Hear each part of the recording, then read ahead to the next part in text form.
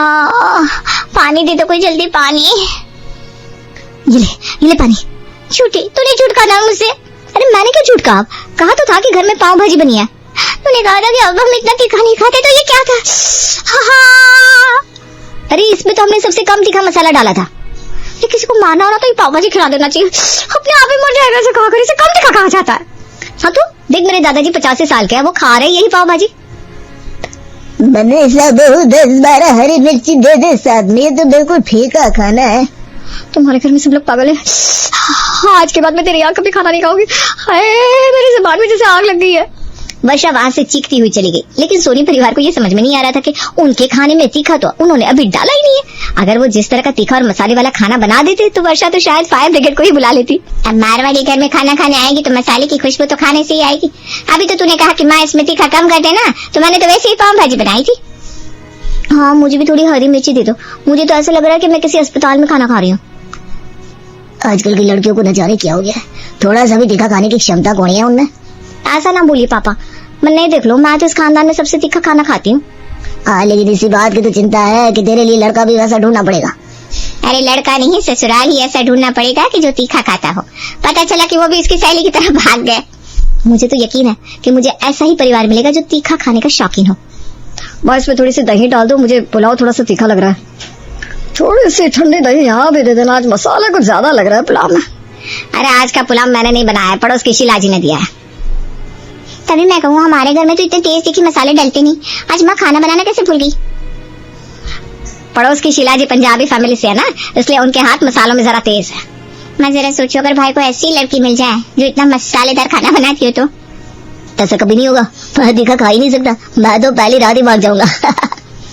कुछ भी बोलते हैं दोनों।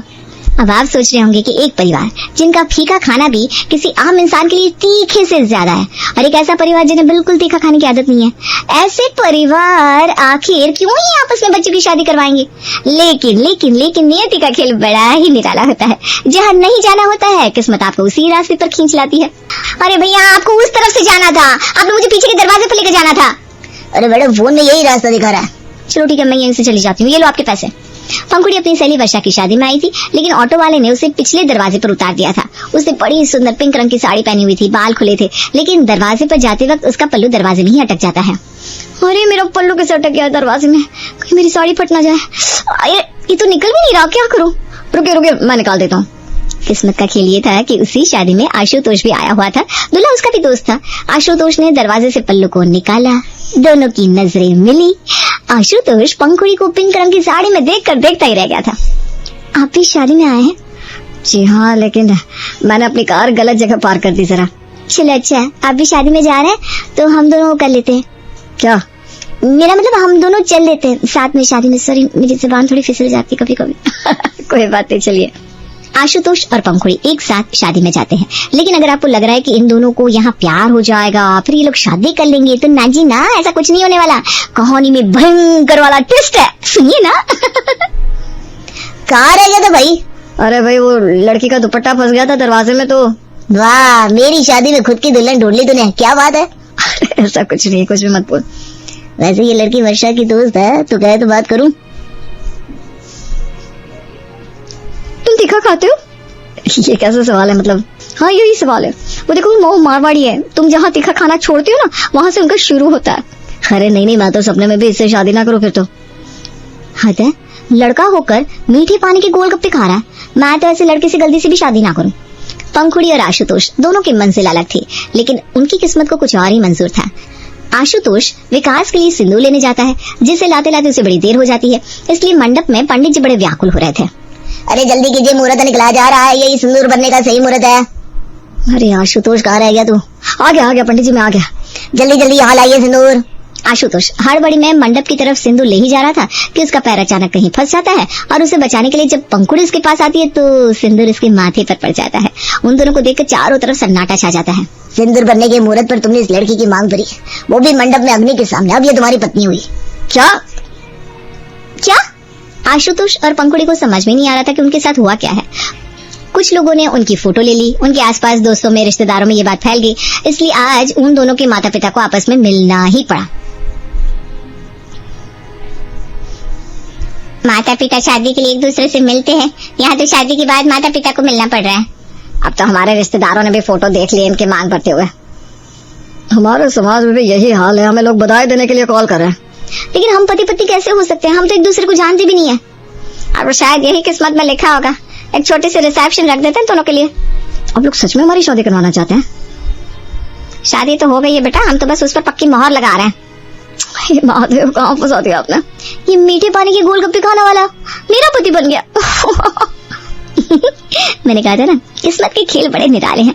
पंखुड़ी और आशुतोष अजनबी से पति पत्नी तो बन गए, लेकिन अब रसोई का क्या हाल होने वाला है ये तो आप खुद ही सोच सकते हैं। एम्बुलेंस बुलाओ, कोई एम्बुलेंस जल्दी। मुझे लग रहा है मेरी आवाज चली गई है। पलक और लता की आवाज सुनकर आशुतोष अपने कमरे से दौड़ कर आता है और देखता है पलक और उसकी माँ दोनों डाइनिंग टेबल पर बैठी हुई हैं। क्या हो गया, आप दोनों ऐसे क्यों चिल्ला रही हैं? भाई एम्बुलेंस बुलाओ जल्दी, मैं मर जाऊंगी नहीं तो।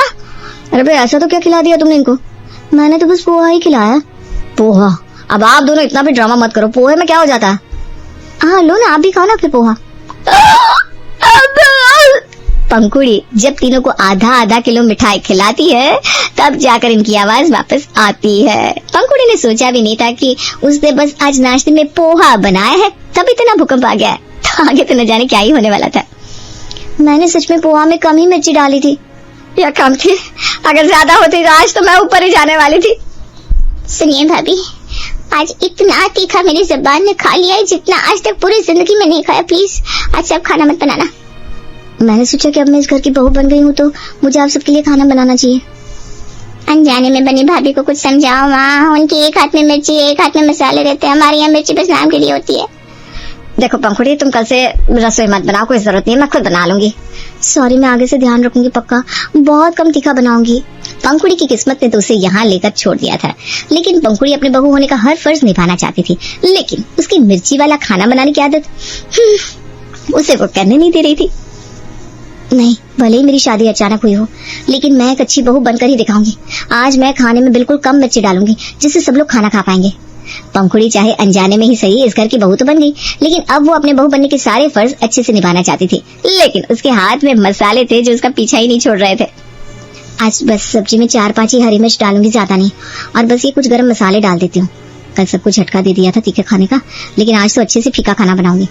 3-4 मिर्ची का उपयोग करना पंखुड़ी को कम तीखा लग रहा था, लेकिन उसे क्या पता था कि इस घर के लोग एक मिर्ची भी नहीं खा सकते थे। लेकिन उसने तो अब खाना बना दिया था और ऊपर से हो गई एक अनचाहे मेहमान की एंट्री। अरे घर में कोई है कि नहीं? अरे जीजी आप? हाँ क्यों, मैं नहीं आ सकती क्या यहाँ? मेरा घर नहीं है। अरे जीजी मेरा वो मतलब नहीं था। पता है तेरा क्या ही मतलब होता है, रहने दे लता। वैसे भी मैं यहाँ तुझसे मिलने नहीं आई हूँ, मैं यहाँ नई बहू से मिलने आई हूँ। अनजाने में बनी भाभी, बुआ जी आई हैं। ये कैसे बुला रही है तू बहू को? हाँ लता, कैसे संस्कार दिया तूने बेटे को?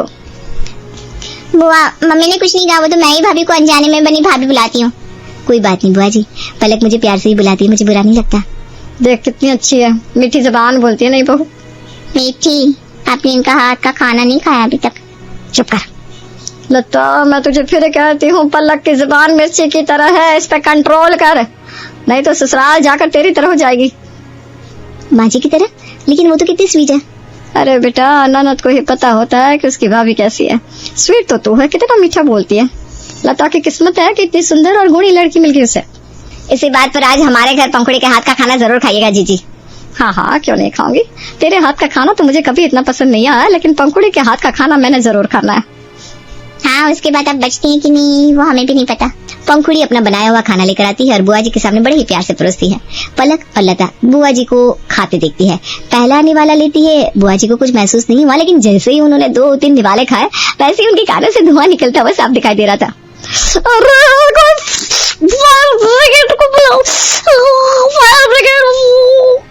बुआ जी बाल्टी भर के पानी लाओ। अरे पानी ये लीजिए बुआ जी पानी। अरे तेरे हाथों को तो पानी भी तीखा लग रहा है।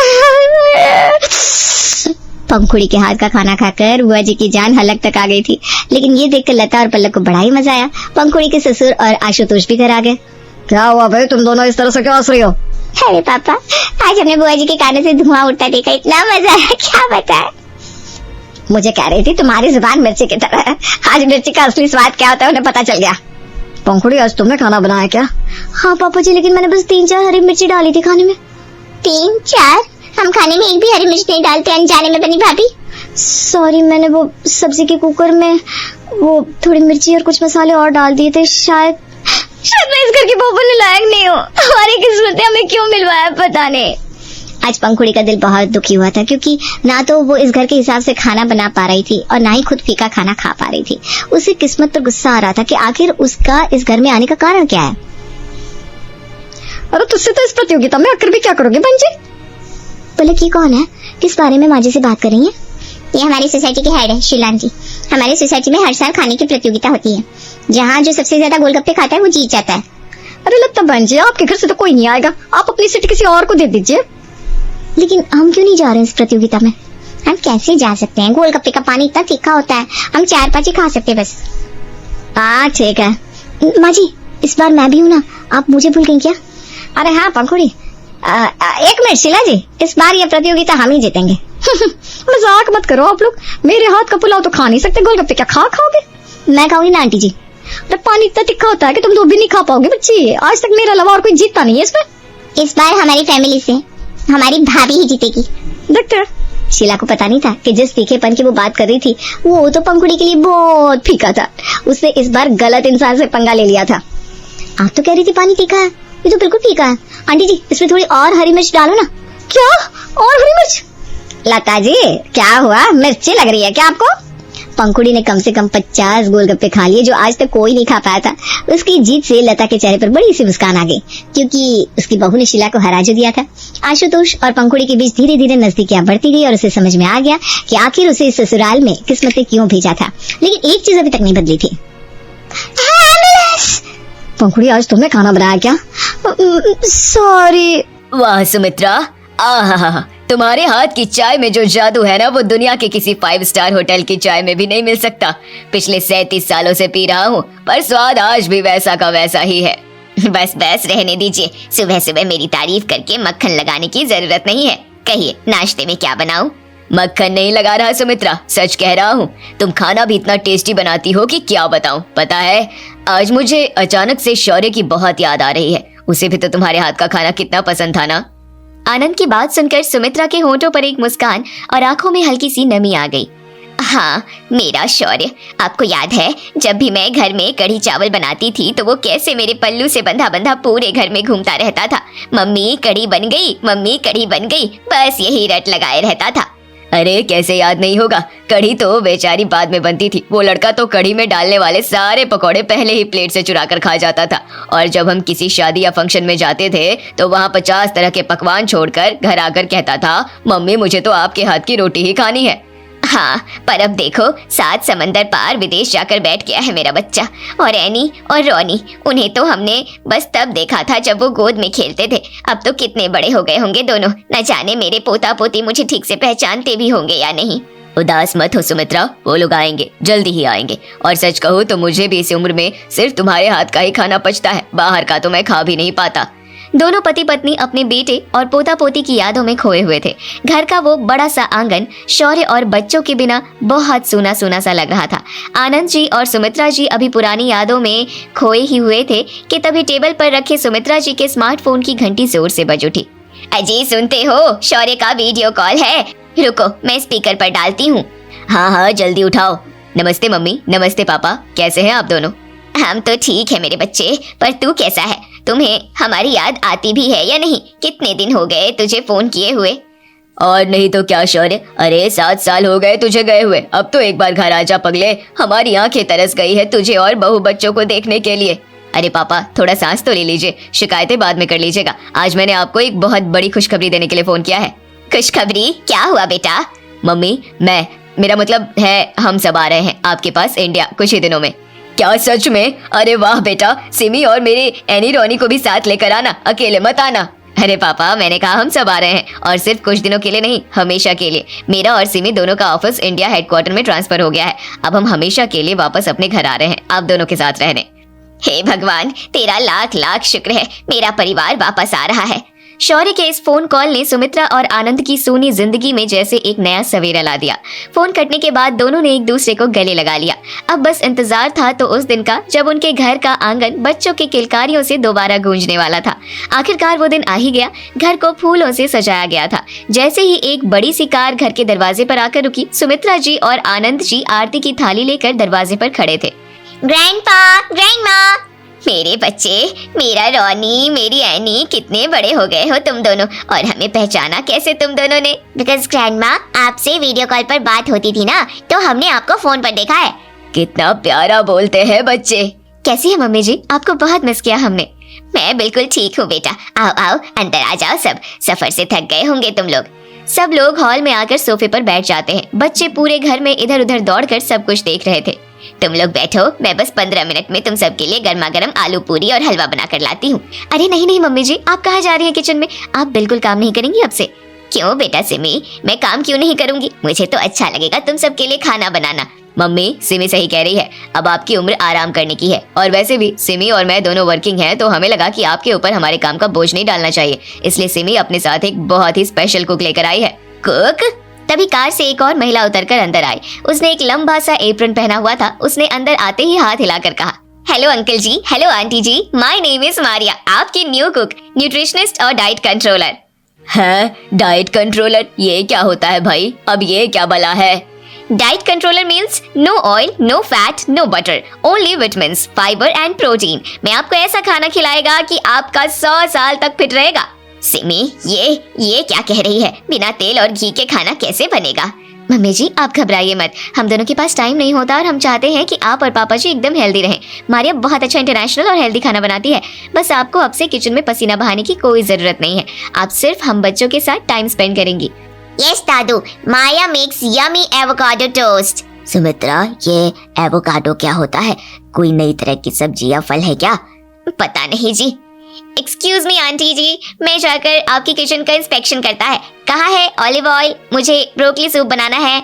ऐसा कहते हुए मारिया किचन में घुस गई और एक भारतीय माँ जिसका दिल किचन में बसता हो, उसे ये बातें थोड़ी अटपटी लग रही थी। शौर्य और उसके परिवार को भारत आए हुए कुछ ही दिन बीत चुके थे। घर का माहौल बहुत खुशनुमा था। बच्चे सारा दिन दादा दादी के साथ खेलते थे। सिमी और शौर्य भी ऑफिस से आकर अपना सारा वक्त सुमित्रा और आनंद जी के साथ बिताते थे। अगर कुछ गायब था तो वो था खाने का स्वाद। रात के डिनर का वक्त था। डाइनिंग टेबल पर सब बैठे थे। तभी मारिया एक बड़ी सी ट्रे लेकर आई। Tada, today special dinner. Uncle ji, aunty ji, this is quinoa salad with उबला हुआ ब्रोकली एंड टोफू, और साथ में बना है शुगर पपीते का जूस। हे भगवान, ये ब्रोकली है या कोई झाड़ी काट कर रख दी है मेरी प्लेट में? वाह मारिया, आई लव क्विनोवा। मम्मी जी खाइए ना, ये बहुत हेल्दी होता है। इसमें ना बिल्कुल ऑयल नहीं है। आप और पापा जी इसे खाएंगे ना तो एकदम फिट रहेंगे। आपको पता है शौर्य और बच्चों को तो यही खाना पसंद है। हाँ मम्मी, विदेश में हम यही खाते थे। मारिया ने बिल्कुल वैसा ही बनाया है, आप ट्राई करो। अब बच्चों के इतना फोर्स करने पर सुमित्रा ने अपने चेहरे पर झूठी मुस्कान चिपकाते हुए कहा, हाँ बेटा, क्यों नहीं, इतना अच्छा और हरा भरा खाना है। आनंद जी ने ब्रोकली खाई और उसे ऐसे चबाने लगे जैसे कोई कड़वी दवाई खा रहे हो। उन्हें अपने देसी खाने की याद आ रही थी, लेकिन जब उन्होंने देखा कि सिमी और शौर्य उन्हें कितनी उम्मीद और प्यार से देख रहे हैं, तो उन्होंने बिना कोई शिकायत किए वो घास फूस चुपचाप खा लिया। कुछ हफ्ते और बीत गए। मारिया का वो हेल्दी खाना अब सुमित्रा और आनंद जी की दिनचर्या बन गया था। एक दिन सुबह मारिया की तबीयत थोड़ी नासाज हो गई। अच्छू, सॉरी आंटी जी, आज मुझे बहुत स्नीजिंग हो रही है। आई थिंक मुझे रेस्ट करना पड़ेगा। अरे कोई बात नहीं मारिया, तू जाकर सो जा। आज मैं अपने हाथों से सबके लिए बढ़िया सा खाना बनाती हूँ। अरे नहीं नहीं मम्मी जी, आप रहने दीजिए। हमारे होते हुए आप किचन में जाएंगी, ये मुझे बिल्कुल अच्छा नहीं लगेगा। आप बैठिए, आज खाना मैं बनाऊंगी। पर बेटा, तुझे तो ऑफिस भी जाना है और तुझे वो सब मसाले वाला खाना बनाना कहाँ आता है? अरे मम्मी जी आप टेंशन मत लीजिए, मैं ऑफिस के लिए लेट नहीं होंगी। मैं आज एक 1 पॉट मील बना दूंगी, बस एक ही बर्तन में सब कुछ हेल्दी और टेस्टी। सिमी ने 15 मिनट में प्रेशर कुकर में ओट्स, बहुत सारी उबली हुई सब्जियां, एक हेल्दी खिचड़ी जैसी डिश तैयार कर दी। उसने वो डिश सबको परोसी। बच्चे और शौर्य तो उसे बड़े मजे से खा गए क्योंकि उन्हें वो आदत थी, लेकिन आनंद जी ने जब उस ओट्स वाली खिचड़ी का पहला चम्मच मुंह में रखा तो उनका मुंह बन गया। सुमित्रा, इस 1 पॉट मील में तो 1% भी स्वाद नहीं है। ऐसा लग रहा है जैसे अस्पताल का खाना खा रहा हूँ। चुपचाप खा लीजिए, बहू ने कितनी मेहनत और प्यार से बनाया है, कुछ मत बोलिएगा। जैसे तैसे उन दोनों ने वो सिमी का बनाया हुआ खाना खाया और अपने कमरे में आ गए। तब आनंद जी ने सुमित्रा जी से कहा, सुमित्रा, सच कहूँ तो अब मेरे मुंह का पूरा टेस्ट ही चला गया है। न खाने में नमक का पता चलता है, न मसालों का। ऐसा लग रहा है जैसे मैं कोई इंसान नहीं बल्कि कोई बकरी बन गया हूँ जो सारा दिन बस घास और पत्ते चबाता है। मुझे पता है जी, मुझे भी अपना वो देसी खाना बहुत याद आता है, पर क्या कर सकते हैं। सिमी और शौर्य मारिया को इतने प्यार से हमारे लिए ही तो लेकर आए हैं। वो चाहते हैं कि हम हेल्दी रहें। सिमी मुझे कुछ करने ही नहीं देती है। अगर मैं जबरदस्ती किचन में जाकर अपना अलग खाना बनाऊंगी तो उन बच्चों का दिल दुखेगा। उन्हें लगेगा कि हमें उनका लाया हुआ कुक पसंद नहीं है। तुम्हारी बात सही है सुमित्रा, बच्चों का मन नहीं दुखाना चाहिए। एक आइडिया है। कैसा आइडिया? अपने कमरे के बाहर जो वो बड़ी सी बालकनी है ना, वहाँ कोने में काफी जगह है। क्यों ना तुम कल से वहाँ एक छोटा सा इंडक्शन स्टोव रख लो। बच्चों को बिना बताए कभी कभार चुपचाप हमारे लिए थोड़ी सी कोई देसी मसालेदार सब्जी बना लिया करना। रोटी तो वो तुम्हारी मारिया बना ही देगी। अरे बाप रे, मतलब अपने ही घर में चोरी छुपे खाना बनाऊं? चोरी नहीं सुमित्रा, इसे स्वाद का जुगाड़ कहते हैं। इससे बच्चों का दिल भी नहीं दुखेगा और हमारी आत्मा भी तृप्त हो जाएगी। ठीक है, ये बात आपने बिल्कुल पते की कही है। कल से ही मैं अपनी छोटी सी रसोई अरेंज करती हूँ। थोड़ी बहुत अपने मतलब की सब्जियां बना लिया करेंगे। अगले दिन दोपहर में बच्चे स्कूल गए थे और सिमी शौर्य ऑफिस। सुमित्रा जी ने अपनी बालकनी के एक कोने में एक छोटी सी टेबल लगाई, उस पर इंडक्शन रखा और मसालदानी सजा ली। आज उन्होंने बहुत ही छुपकर थोड़े से सरसों के तेल में चटपटी मसालेदार भिंडी और जीरा आलू की सब्जी बनाई।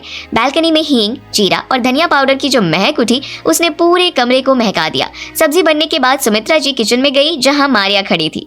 मारिया बेटा, आज तुम हमारी उबली हुई सब्जी मत बनाना। व्हाट आंटी जी, आज नो ब्रोकली, नो क्विनोआ? हाँ, वो सब सिमी और शौर्य के लिए बना देना। हमारे लिए आज मैंने थोड़ी सी सब्जी बना ली है। तुम बस हमारे लिए 2-4 रोटियां सेक दो। Okay aunty ji, as you wish.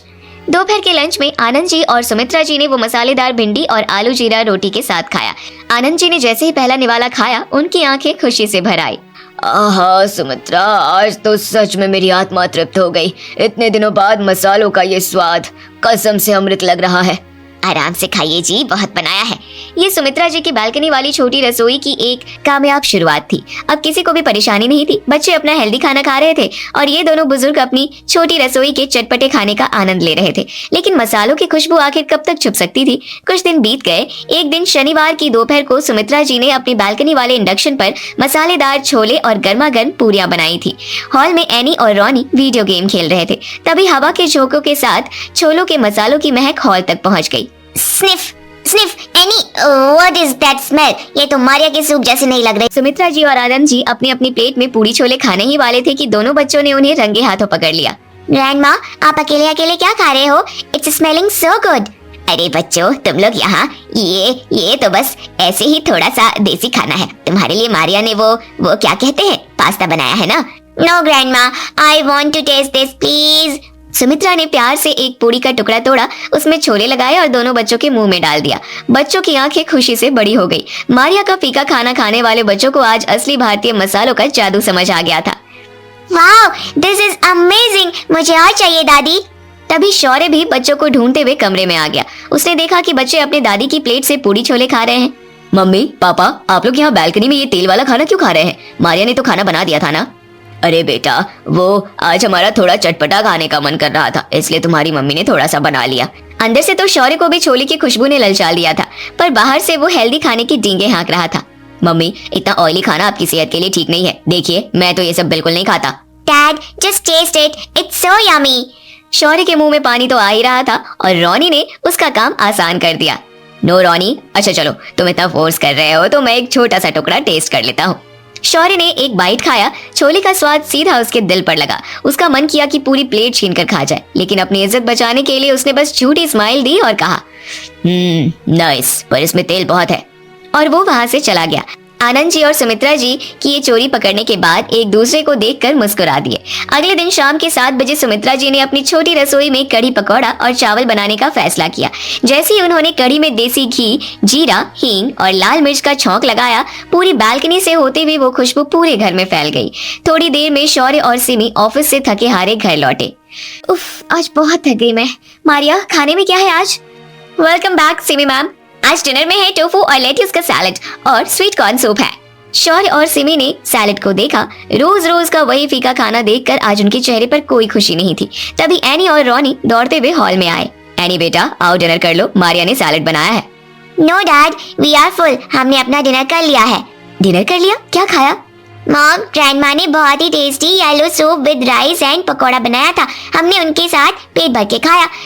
It was out of this world.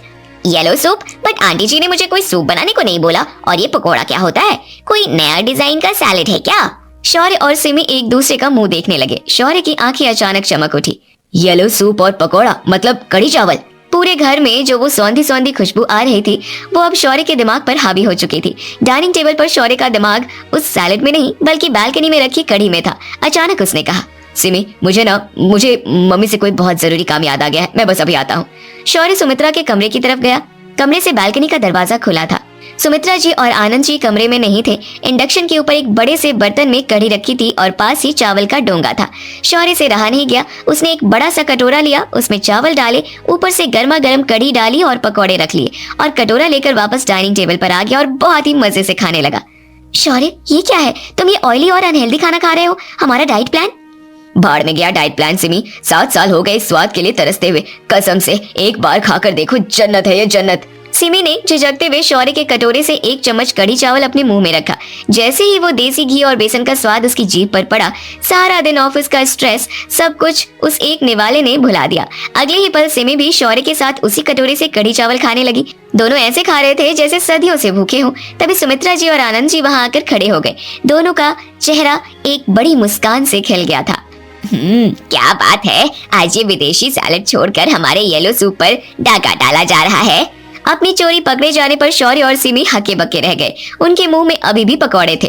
Mummy, ये तो गलत बात है ना। आपने मेरे फेवरेट कढ़ी चावल अकेले अकेले बनाकर खा लिए, मुझे एक बार भी नहीं पूछा। आपको पता है ना मुझे आपके हाथ की कढ़ी कितनी पसंद है। अरे बेटा, हमने तो सोचा कि तुम दोनों ये हेल्दी और डाइट वाला खाना खाते हो, विदेशी लाइफस्टाइल है तुम्हारी। अगर हम तुम्हें ये देसी खाना देते तो कहीं तुम्हारा वो मारिया वाला डाइट प्लान ना खराब हो जाता। हाँ बेटा, मुझे लगा अगर मैं तुम्हारे उस फैंसी खाने के बीच अपने कढ़ी चावल लेकर आऊंगी तो तुम्हें लगेगा कि मुझे तुम्हारी पसंद की कदर नहीं है। इसलिए मैं बालकनी में अपनी एक छोटी सी रसोई बनाकर वहाँ खाना बनाने लगी।